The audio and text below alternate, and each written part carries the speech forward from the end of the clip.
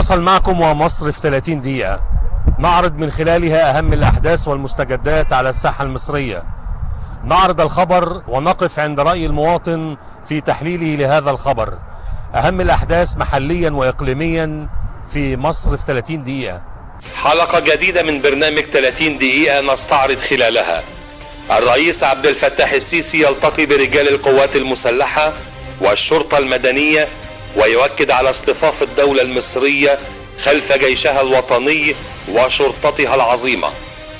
المهندس إبراهيم محلب رئيس مجلس الوزراء والفريق أول صدقي صبحي القائد العام للقوات المسلحة وزير الدفاع والإنتاج الحربي يتقدمان الجنازة العسكرية التي أقيمت لشهداء الواجب الوطني خلال الهجوم الإرهابي الغادر بشمال سيناء. المجلس الأعلى للقوات المسلحة يؤكد في بيان رسمي أن تلك الأعمال الإرهابية لن تثنيهم عن القيام بواجبهم المقدس نحو اقتلاع جذور الإرهاب. الرئيس السيسي يصدر قرارا جمهوريا بتشكيل قيادة موحدة لمنطقة شرق القناة ومكافحة الإرهاب بقيادة الفريق أسامة رشدي. خلال كلمته إلى الشعب المصري الرئيس عبد الفتاح السيسي يؤكد أن مصر تجابه أقوى تنظيم سري في العالم. الرئيس السيسي يطمئن على الحالة الصحية لمصابي الحادث الإرهابي بالمستشفيات العسكرية. وزير الدفاع وعدد من كبار قادة القوات المسلحة يقومون بزيارة لمصابي الحادث الإرهابي في المستشفيات العسكرية. الفريق أول صدقي صبحي يكرم قادة القوات المسلحة المحالين للتقاعد. الفريق أول صدقي صبحي يشهد يوما رياضيا ويكرم الأبطال العالميين. القوات المسلحة والشرطة تواصل عملياتها الأمنية لمحاصرة الخلايا الإرهابية وتصفيتها والقضاء عليها بشمال ووسط سيناء. عناصر حرس الحدود تكشف وتدمر 6 فتحات أنفاق داخل المنازل بمدينة رفح، من بينهم نفقان استراتيجيان متعددان الأغراض.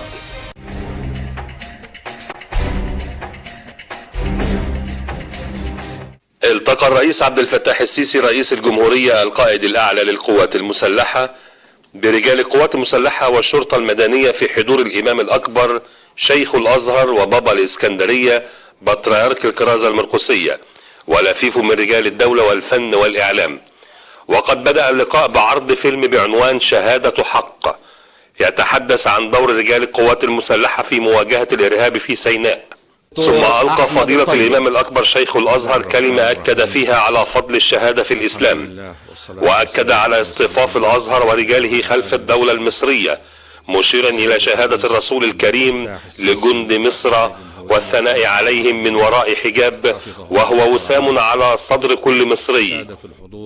إن الأزهر الشريف بكل علمائه وطلابه وهيئاته لا يقف صفا واحدا كالبنيان المرصوص معكم ومع الشعب ومع القوات المسلحة ومع الشرطة في مواجهة هذا الإرهاب الذي يتربص بمصر من داخلها وعلى حدودها.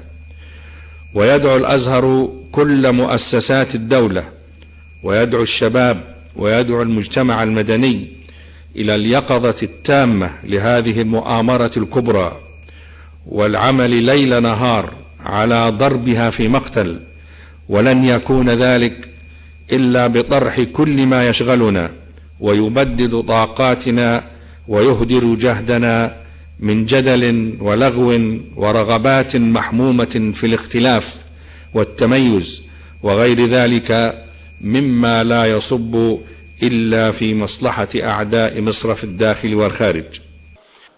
كما ألقى البابا تودروس الثاني كلمة عن اللحمة التي تجمع المجتمع المصري ومصيرهم الواحد وارتباطهم بهذه الأرض الطيبة. أشعر بسعادة قوية أمام حراس الوطن من رجال القوات المسلحة ومن رجال الشرطة الوطنية، وأشعر في داخلي بعظمة هذه الأرض التي نعيش عليها. في البداية أود أن أقدم كل التعزية لهؤلاء الذين يقدمون دمائهم.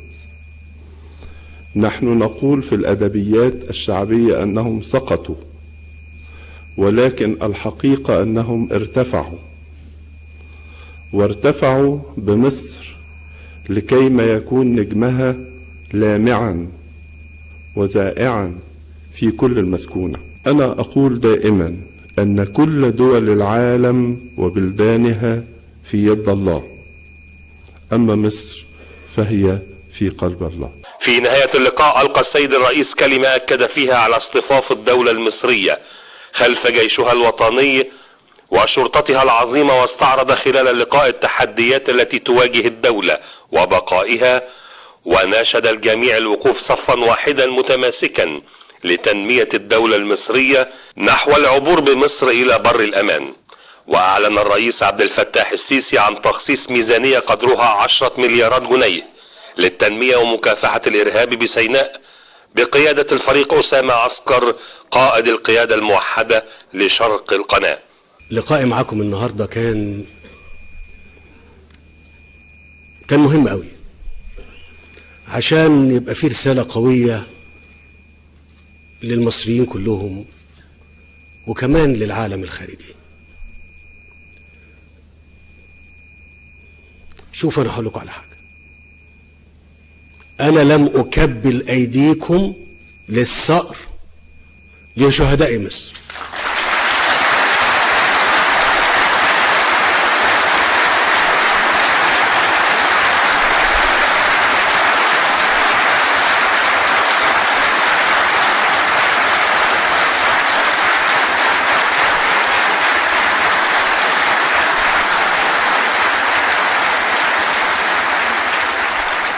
انتوا فاهمين الكلمة دي معناها ايه؟ معناها ان انتم اللي هتاخدوا طار مصر، وانتوا اللي هتدافعوا عنها، وانتوا اللي هتحميوها، وانتوا اللي هتموتوا عشانها. انا بقول لكم كده عشان تكونوا فاهمين. امال احنا مهمتنا ايه؟ انا بقول الكلام ده لكم وبسمع الدنيا كلها. في جيش هنا في مصر مستعد يموت عشان البلد دي تفضل عايشة، ومحدش أبدا بفضل الله سبحانه وتعالى أبدا هيقدر ينال منها مهما كانت قوته ومهما كان حجمه ومهما كان تنظيمه. أنا قلت إن إيديكم مش مكبلة من الأول ومش هتكون مكبلة، بس اوعوا تظلموا.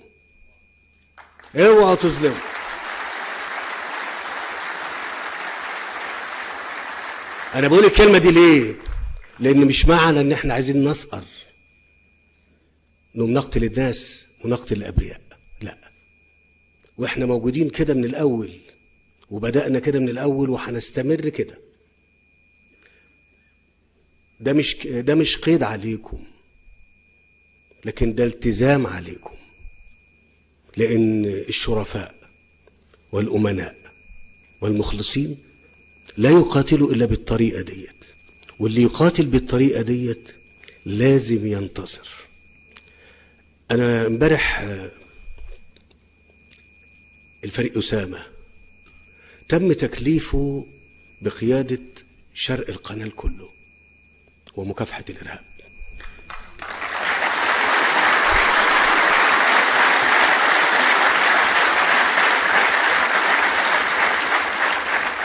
وانت مسؤول قدامي وقدام المصريين عن تنمية سيناء كمان. وأوضح الرئيس خلال اللقاء أن مصر تتسابق مع الزمن من أجل بناء دولة عصرية حديثة في كافة المجالات، وأن شباب مصر هم أمل المستقبل بكل طموحاته وآماله، والضمان الحقيقي للمجتمع نحو غد أفضل. ثم قام الرئيس عبد الفتاح السيسي بالتقاء صورة تذكارية لكافة فئات المجتمع توضح أن الدولة المصرية باقية ومتماسكة رغم كل ما نواجهه من تحديات وصعاب. وقد حضر اللقاء الفريق أول صدقي صبحي القائد العام للقوات المسلحة وزير الدفاع والإنتاج الحربي، واللواء محمد إبراهيم وزير الداخلية، والفريق محمود حجازي رئيس أركان حرب القوات المسلحة، وقادة الأفرع الرئيسية وكبار القادة بالقوات المسلحة والشرطة وعدد من رجال القوات المسلحة وطلبة الكليات والمعاهد العسكرية. تقدم المهندس إبراهيم محلب رئيس مجلس الوزراء والفريق أول صدقي صبحي القائد العام للقوات المسلحة وزير الدفاع والإنتاج الحربي الجنازة العسكرية التي أقيمت لشهداء قوات المسلحة والشرطة المدنية الذين لبوا نداء الواجب واستشهدوا خلال الهجوم الإرهابي الغادر على عدد من المقار والمنشآت العسكرية والأمنية بشمال سيناء. وقد أدى الحضور صلاة الجنازة وقراءة الفاتحة ترحما على أرواح الشهداء. اللهم وسع مدخلهم، اللهم نور أضرحتهم، اللهم يا رب العالمين احشرنا تحت لواء يمينك يوم القيامة، واسقنا من يده الشريفة شربة ماء لا نظمأ بعدها أبدا، ثم أدخلنا الجنة من غير حساب يا رب العالمين. انصرنا نصرا عاجلا على الخارجين المجرمين المفسدين. اللهم يا رب العالمين أدخلنا الجنة من غير حساب ببركة هؤلاء الشهداء.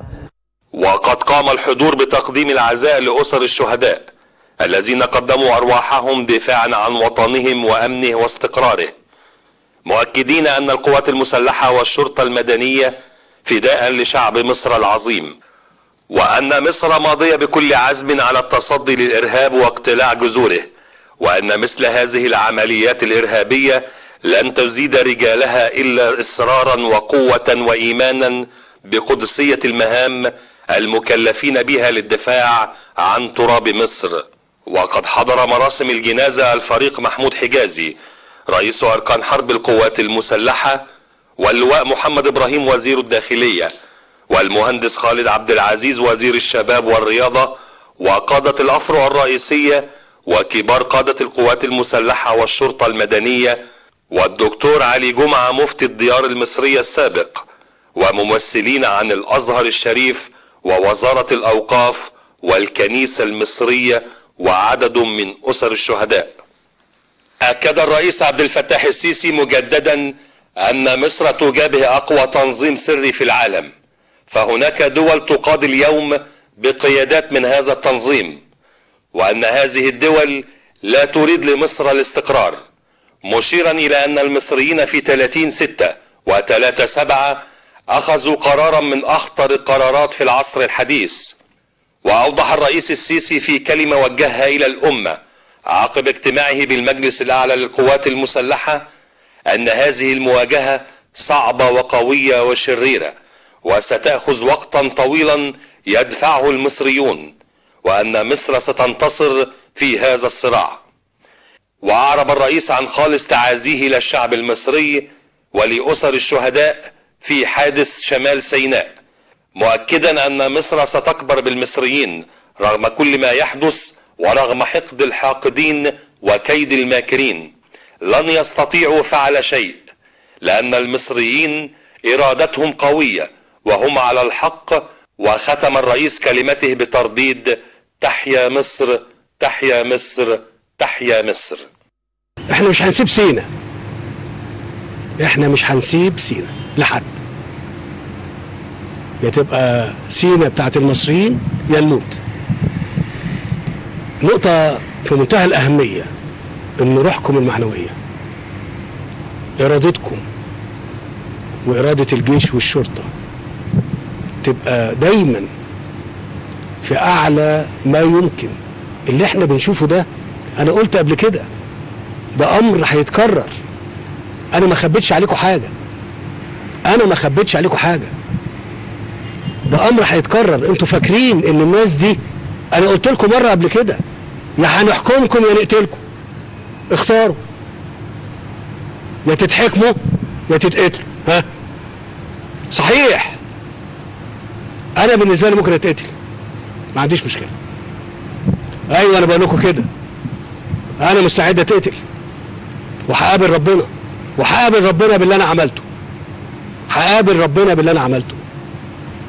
تاني بقول، يا هتتحكموا يا هتتقتلوا، هو كده.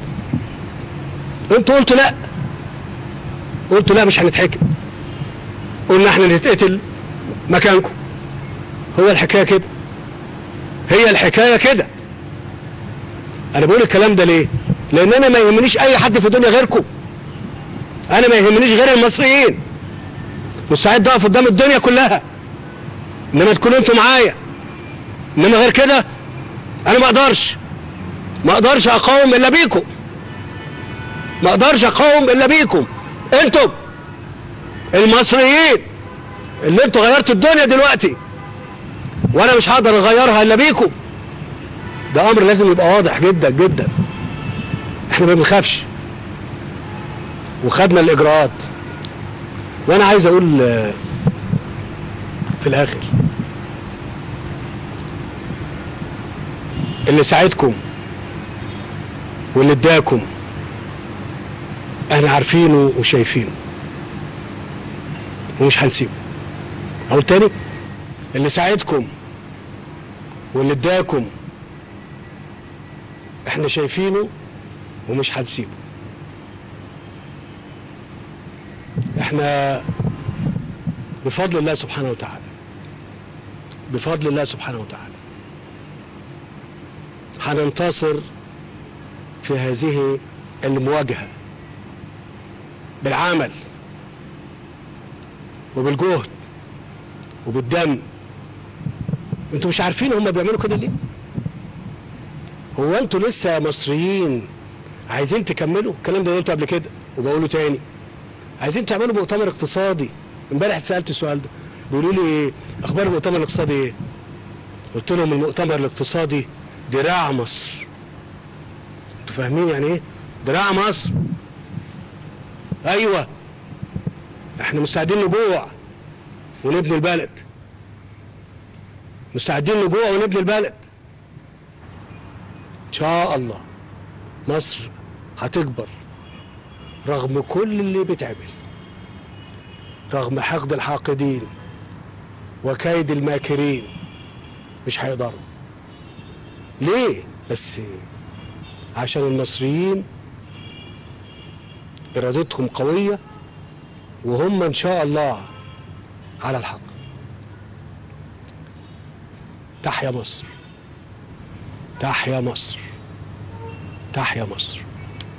وفي سياق متصل، عقد المجلس الأعلى للقوات المسلحة في جلسة طارئة صباح السبت الماضي برئاسة الرئيس عبد الفتاح السيسي القائد الأعلى للقوات المسلحة، حيث بدأ المجلس بالوقوف دقيق حداد على أرواح شهدائنا الأبرار، واستعرض المجلس أبعاد وتداعيات الحادث الإرهابي الذي تعرضت له منطقة شمال سيناء.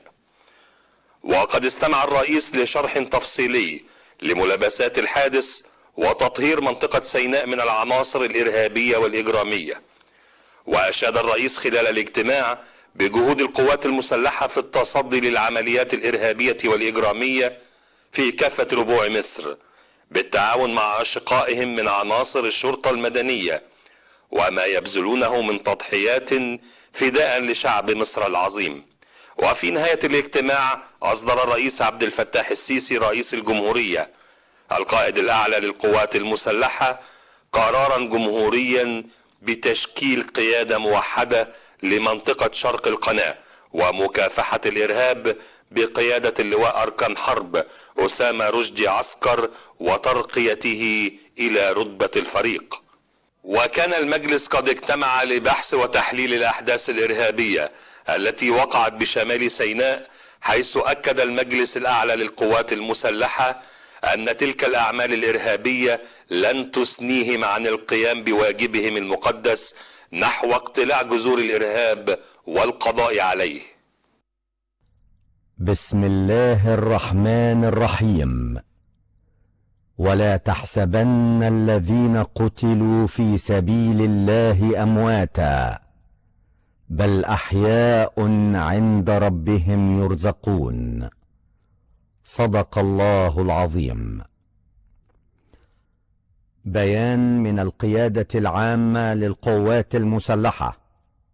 اجتمع اليوم المجلس الأعلى للقوات المسلحة لبحث وتحليل الأحداث الإرهابية التي وقعت أمس بشمال سيناء، وإذ يؤكد المجلس على الآتي: إن تلك الأعمال الإرهابية الخسيسة لن تثنينا عن القيام بواجبنا المقدس نحو اقتلاع جذور الإرهاب والقضاء عليه. استمرار وتكثيف أعمال المداهمات والملاحقات لكافة عناصر الإرهاب والتطرف بسيناء وكافة ربوع البلاد بالتعاون مع عناصر الشرطة المدنية وبالدعم المطلق من جموع شعب مصر العظيم. الإصرار على الاستمرار في تأمين كافة جهود الدولة لاستكمال خارطة المستقبل لتحقيق الأمن والاستقرار ودفع جهود التنمية. وقد أشاد المجلس الأعلى للقوات المسلحة ببطولات أفراد القوات المسلحة والشرطة المدنية في التصدي للأعمال الإجرامية التي تهدف إلى النيل من استقرار الوطن. ويثمن المجلس مدى الوعي لدى الشعب المصري بما تبذله القوات المسلحة من جهود وتضحيات لمجابهة عناصر التطرف والإرهاب ذودا عن مقدرات شعب مصر العظيم. وإذ ينعى المجلس شهداء الوطن الأبرار داعين الله عز وجل أن يسكنهم فسيح جناته ويلهم ذويهم الصبر والسلوان، متمنين الشفاء العاجل للمصابين. عاشت مصر حرة أبية مستقرة، والله ولي التوفيق. والسلام عليكم ورحمة الله وبركاته. قام الرئيس عبد الفتاح السيسي رئيس الجمهورية القائد الأعلى للقوات المسلحة يرافقه الفريق أول صدقي صبحي القائد العام للقوات المسلحة وزير الدفاع والإنتاج الحربي، والفريق محمود حجازي رئيس وأركان حرب القوات المسلحة، وعدد من كبار قادة القوات المسلحة بزيارة لمصابي الحادث الإرهابي الغادر الذي استهدف عدد من النقاط الأمنية بشمال سيناء، والذي تم نقلهم لتلقي العلاج بمستشفيات القوات المسلحة. وأعرب الرئيس عن تمنياته بالشفاء العاجل للمصابين وتقديره لعطاء رجال القوات المسلحة والشرطة وتضحياتهم من أجل محاربة الإرهاب والتصدي لأعداء مصر على كافة الاتجاهات. من جانبهم أكد الضباط والجنود المصابين أن أرواحهم ودماءهم فداء لمصر وشعبها العظيم الذي يقدر تضحياتهم وجهودهم، مؤكدين إصرارهم على العودة لاستكمال مهامهم داخل وحداتهم واستعدادهم الدائم للعمل والعطاء من أجل الحفاظ على الوطن وشعبه العظيم مهما كلفهم من تضحيات. قام الفريق أول صدقي صبحي القائد العام للقوات المسلحة وزير الدفاع والإنتاج الحربي، والفريق محمود حجازي رئيس أركان حرب القوات المسلحة، وعدد من كبار القادة بالقوات المسلحة بزيارة مصابي الحادث الإرهابي الغادر الذي استهدف عددا من النقاط الأمنية في شمال سيناء، والذين تم نقلهم لتلقي العلاج في مستشفيات القوات المسلحة. وأعرب القائد العام عن تمنيته بالشفاء العاجل للمصابين وتقديره لعطاء رجال القوات المسلحة والشرطة وتضحياتهم من أجل محاربة الإرهاب والتصدي أيضا لأعداء مصر على كافة الاتجاهات، مؤكدا أن مثل هذه العمليات الإرهابية الغادرة لن تنال من عزيمة القوات المسلحة وإصرارها على مواصلة الجهود من أجل حماية الوطن والحفاظ على أمنه واستقراره. وقد طالب القائد العام بتوفير كافة الإمكانات الطبية والعلاجية والرعاية الطبية الفائقة للضباط والصف والجنود المصابين، وتوفير كافة سبل الرعاية لهم بإشراف نخبة من الخبراء والأطباء المتخصصين لمتابعة الحالة الصحية للمصابين وتقديم أفضل رعاية صحية لهم. من جانبهم أكد الضباط والجنود المصابين أن أرواحهم ودماءهم فداء لمصر وشعبها العظيم الذي يقدر تضحياتهم وجهودهم، مؤكدين إصرارهم على العودة لاستكمال مهامهم داخل وحداتهم واستعدادهم الدائم للعمل والعطاء من أجل الحفاظ على الوطن وشعبه العظيم مهما كلفهم من تضحيات. ان شاء الله يا فندم هنعيش ابطال وهنموت ابطال، وان شاء الله ربنا يقومنا بالسلامه عشان نجيب بطارنا وبطار الشهداء استشهدوا، ربنا يرحمهم ان شاء الله. شهد الفريق أول صدقي صبحي القائد العام للقوات المسلحة وزير الدفاع والإنتاج الحربي مراسم الاحتفال بتكريم عدد من القادة الذين أمضوا مدة خدمتهم بالقوات المسلحة وأحيلوا إلى التقاعد. وقد قام القائد العام بتقليد القادة المكرمين وسام الجمهورية من الطبقة الثانية الذي صدق على منحه الرئيس عبد الفتاح السيسي رئيس الجمهورية القائد الأعلى للقوات المسلحة، تقديرا لجهودهم وتفانيهم في أداء مهامهم الوطنية طوال مدة خدمتهم بالقوات المسلحة. وقد ألقى اللواء أركان حرب جمال إسماعيل فهمي أقدم القادة المكرمين كلمة قدم خلالها الشكر والاعتزاز للقوات المسلحة لما أحاطتهم به من الرعاية والاهتمام لهم ولأسرهم، وحرصها على توفير كافة الإمكانات لبناء وتأهيل القادة والضباط على كافة المستويات طوال مدة خدمتهم بالقوات المسلحة.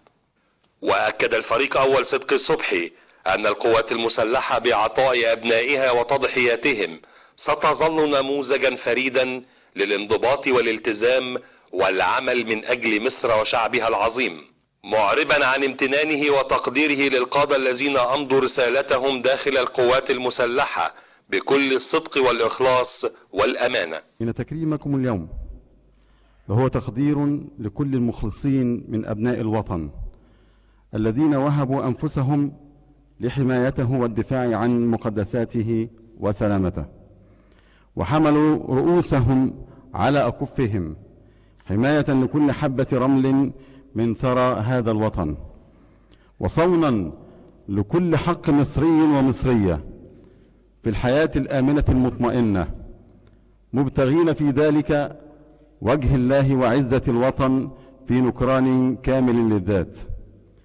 لقد كانت رسالتكم التي حملتم أمانتها وأديتموها بكل الصدق والإخلاص والتفاني رسالة سامية تحملتم مسؤوليتها بكل بسالة وشجاعة، واضعين مصر وشعبها في قلوبكم وعقولكم وفوق كل اعتبار، لتظل لها سيادتها على أراضيها ولينعم شعبها بالأمن والاستقرار والسلام. وأشار إلى أن تجديد مسؤولية القيادة ونقلها من جيل إلى جيل من التقاليد العسكرية التي تحرص عليها القوات المسلحة والتي قدمت على مدار تاريخها نخبة من أعظم القادة، كما وجه الشكر لأسر القادة المكرمين لما تحملته من مسؤولية اجتماعية كبرى في إعداد أجيال من أبناء مصر قادرة على العمل والعطاء.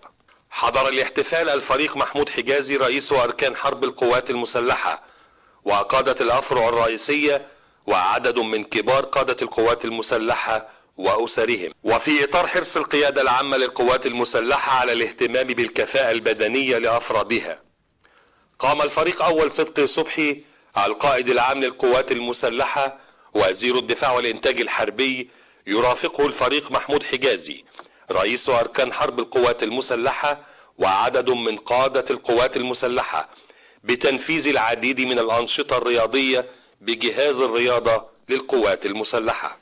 والتقى القائد العام لاعبي أندية المؤسسة العسكرية وقام بتكريم الرياضيين المتميزين الحاصلين على بطولات رياضية على المستوى العالمي. وألقى اللواء دكتور مجدي اللوزي رئيس جهاز الرياضة للقوات المسلحة كلمة أكد خلالها أن ما حققه لاعبو جهاز الرياضة من إنجازات مشرفة لمصر يأتي نتيجة للدعم المتواصل الذي تقدمه القيادة العامة للقوات المسلحة للارتقاء بالمنظومة الرياضية والاهتمام ببناء قاعدة من الأبطال الرياضيين. وأكد الفريق أول صدقي صبحي أيضا أن الشباب هم وقود الأمة ومستقبلها ورمز عزتها وكرامتها. واصلت القوات المسلحة والشرطة المدنية عملياتها الأمنية لمحاصرة الخلايا الإرهابية وتصفيتها والقضاء عليها بشمال ووسط سيناء، حيث قامت الوحدات المقاتلة للجيش الثاني الميداني من العناصر الميكانيكية والمدرعة مدعومة بالهليكوبتر المسلح وعناصر الصاعقة بمداهمة وتفتيش عدد من القرى والمناطق الجبلية بالعريش والشيخ زويد ورفح، وألقت القبض على بعض العناصر المطلوبة والمشتبه بهم في اشتراكهم في عمليات إرهابية ضد عناصر القوات المسلحة والشرطة، وتصفية 4 إرهابيين نتيجة لتبادل إطلاق النار مع القوات، وتدمير عدد من المقار والعشش التي تستخدمها العناصر الإرهابية، وحرق وتدمير عدد من السيارات والدراجات النارية بدون لوحات معدنية كانت تستخدم في عملية التلغيم وتدمير عبوات ناسفة على الطرق لاستهداف القوات على طرق التحرك، واكتشاف وتدمير عدد من البراميل التي تحتوي على مواد شديدة الانفجار. وفي إطار جهود قوات حرس الحدود، تمكنت الدوريات الأمنية لقوات حرس الحدود بالتعاون مع المهندسين العسكريين من اكتشاف وتدمير 13 فتحة نفق جديدة في المنطقة الحدودية مع قطاع غزة خلال الأيام الماضية، وضبط 7750 قاروصة سجائر معدة للتهريب عبر الأنفاق، و250 كيلو جراما من مادة الفايبر جلاس التي تدخل في صناعة العبوات الناسفة بمنطقة رفح. كما تم ضبط سيارة ملاكي ودراجتين ناريتين بدون تراخيص تستخدمها العناصر الإجرامية في مراقبة الكمائن ونقاط التفتيش ومحاور التحرك الخاصة للقوات المتمركزة بشمال سيناء. كما تم ضبط سيارة بها كمية من نبات البانجو المخدر عند نقطة تفتيش المعدية نمرة 6. أما في نطاق الجيش الثالث الميداني، تمكنت إحدى دوريات عناصر حرس الحدود من ضبط مركبة صيد على متنها أكثر من 3 أطنان من نبات البانجو المخدر على ساحل خليج السويس بالقرب من مدينة الطور. وفي نطاق المنطقة الغربية العسكرية، تمكنت عناصر حرس الحدود بالتعاون مع القوات الجوية من رصد وتدمير 4 سيارات ربع نقل ذات الدفع الرباعي داخل بحر الرمال الأعظم بمنطقة سيوة، خلال محاولة للتسلل والتهريب عبر الحدود الغربية، وضبط 7500 قاروصة سجائر مسرطنة. وتم القبض أيضا على 62 متسللا في المنطقة الحدودية بالسلوم قبل تسللهم عبر الحدود المصرية الليبية، وضبط سيارة ربع نقل بدون لوحات معدنية خلال محاولة للتهريب على طريق سيوة مطروح. كما نجحت العناصر الأمنية لحرس الحدود بالمنطقة الشمالية العسكرية في ضبط 14,000 قاروصة سجائر مسرطنة بمنطقة الضبع. أما في جنوب مصر، ألقت عناصر حرس الحدود القبض على 8 من عناصر الإجرامية وبحوزتهم 5 سيارات ربع نقل محملين بقرابة 1.5 طن من الحجر الصخري والذي يستخرج منه خام الذهب، وضبط سيارتين محملتين بأكثر من 3 أطنان من المواد الغذائية المدعمة بالقرب من حدود المصرية السودانية. وتمكنت عناصر حرس الحدود بالتعاون مع المهندسين العسكريين من اكتشاف وتدمير 6 فتحات أنفاق داخل المنازل بمدينة رفح، من بينهم نفقان استراتيجيان متعددان الأغراض مجهزان بأنظمة اتصالات خطية وقضبان حديدية لنقل البضائع وتهريب الأسلحة والذخائر والعناصر التكفيرية عبر الحدود مع قطاع غزة. وقد عثر بداخل أحد الأنفاق على 6 صواريخ و30 طلقة هون مختلفة الأعيرة و18 طبة و120 طلقة نصف بوصة. كما ألقت عناصر حرس الحدود بمنطقة القنطرة شرق القبض على 2 من المهربين وبحوزتهم سيارة نصف نقل محملة بأكثر من 3000 زجاجة من زيوت الطعام والسجائر. يأتي ذلك في الوقت الذي تمكنت عناصر الجيش الثالث الميداني من إحباط تهريب أكثر من طن من نبات البانجو المخدر بمنطقة رأس السدر على خليج السويس، وضبط 35 تربة من مخدر الحشيش بالقرب من مدينة الغردقة على ساحل البحر الأحمر. أما في المنطقة الغربية العسكرية ألقت عناصر حرس الحدود القبض على 4 من العناصر الإجرامية وبحوزتهم سيارتان دفع رباعي بدون لوحات معدنية خلال محاولة للتهريب عبر الحدود الغربية.